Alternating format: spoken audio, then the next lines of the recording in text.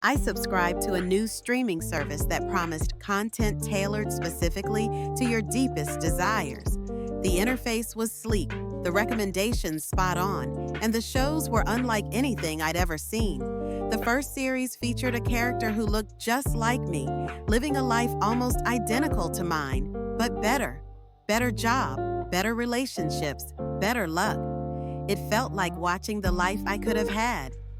I binge-watched the entire series in one night. This character made all the right choices, said all the right things, lived the life I'd always dreamed of. When it ended, I felt empty, like I'd been living vicariously through a fictional version of myself.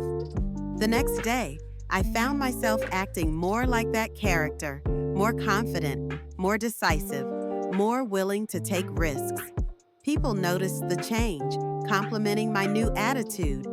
I dove deeper into the service, each show featuring characters who resembled me but were different versions of myself.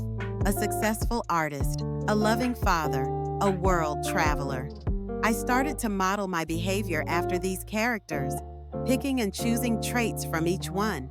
I was becoming a composite of all these fictional versions of me. But then I watched a show that terrified me.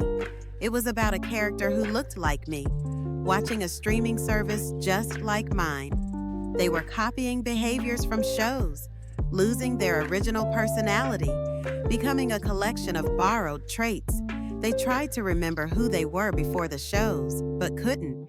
Their original self had been completely overwritten. The show ended with them staring at the screen, questioning if they were real or just another fictional version of someone else. I looked at my reflection in the black screen and realized I couldn't remember who I was before I started watching. All I could recall were the characters I'd been copying. Then a notification popped up.